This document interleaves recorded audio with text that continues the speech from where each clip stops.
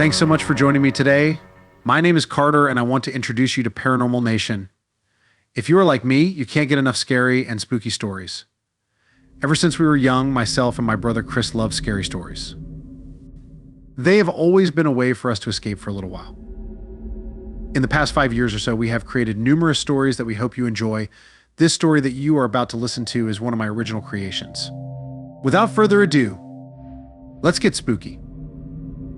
If there ever was a more skeptical person about the possibility of a large, hairy man running around the woods, I have never met them or heard of them.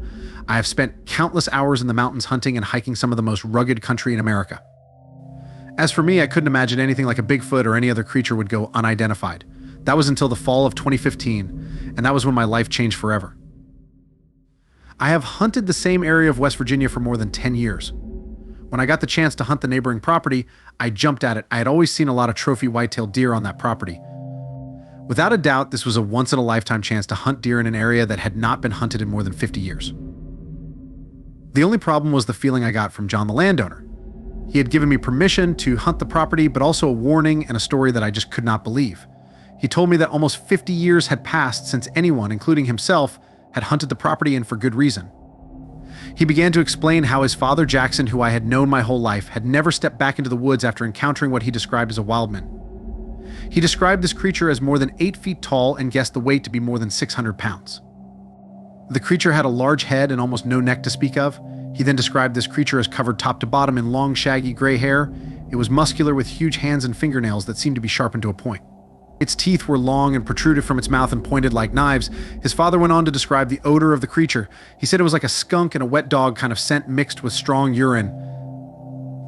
You can imagine my disbelief when I heard this story. This just was not possible, I said to myself. This man who I had admired all my life was giving this incredible story to his son, John, just before he passed away. He had kept this secret all this time, and I just knew that was why he would not let anyone hunt on the property. I have known John my entire life also. We go back a long way. We have known each other since we were kids and grew up together, so for him to tell me this story and not question it himself was something definitely worth noting.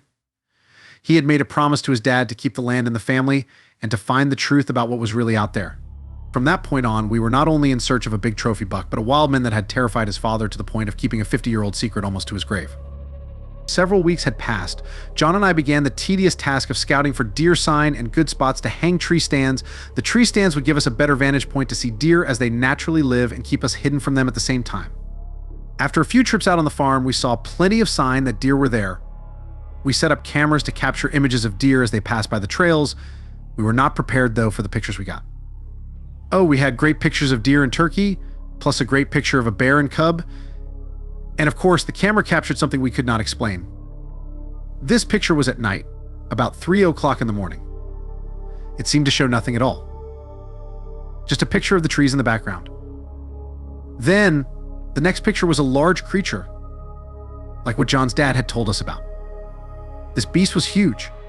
All we could see was his head and shoulders as he went down the ridge in front of the camera. Unbelievable.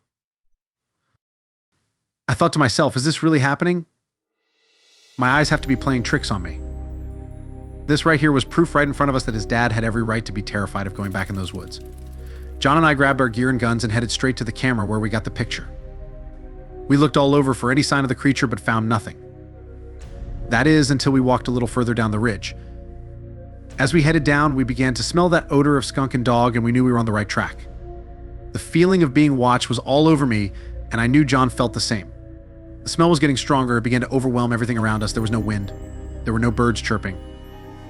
There was nothing but absolute silence, which was completely out of the ordinary for this area. We looked at each other and decided to get out of there as quickly as we could. Over the next few days, John and I went over even more evidence. We found footprints and strange hair. We found several deer carcasses that seemed out of the ordinary, just unbelievable evidence as far as we were concerned. But that was nothing compared to the next day. It was a beautiful day in November. The sky was so vividly blue with minimal cloud cover. The temperature was about 30 degrees, which was perfect to hunt deer. John and I went to our tree stands and set up for the evening hunt. John's stand was about 200 or so yards away from the ridge where we took the picture of the beast. My stand was 100 yards from John. Needless to say, we were excited, but at the same time nervous as to what would happen. After about 2 hours or so, John sent me a text saying that same aroma from before was back. And as I was reading his text, a gunshot went out. Then another shot rang out, and I heard John screaming at the top of his lungs. I quickly climbed down from my stand, and before I could make it up the hill between myself and John, there it was. A huge beastly creature was standing directly in front of me. I was frozen in fear as this brown-haired figure with crimson eyes stared at me. I could watch it breathe. The beast's chest would expand and contract as it squeezed its huge hand into fists. It began to grunt, and I could see its nostrils flare. This thing looked like a deformed man with sunken eyes. The creature had a large mouth and strong muscular neck. I could not move at all. I wanted to, but I was paralyzed in fear. I was worried about John, but at the same time I felt like my own life was in danger. I finally took one step back and began to raise my gun slowly. It was the only thing I felt that I could do. Then, as the sun peeked out from behind a cloud, I noticed a stream of blood coming from the beast's side. One of John's shots had hit this thing. I was still backing up, but tripped and fell. I could not believe my eyes. I was going to die at the hands of this animal. I kept my eye on the creature as I was getting up, and it screamed and grabbed his side where the blood was pouring out. I braced for the worst as I watched it take 3 steps and disappear in the thicket. The pungent smell lingered. As it was moving further away, the sounds it was making was unreal. It sounded so deep and guttural and painful at the same time. I found John just up the hill. He was lying there on the forest floor with a gash in his right leg and 4 deep scratches on his back. I was able to pick him up and carry him out, leaving our gear behind.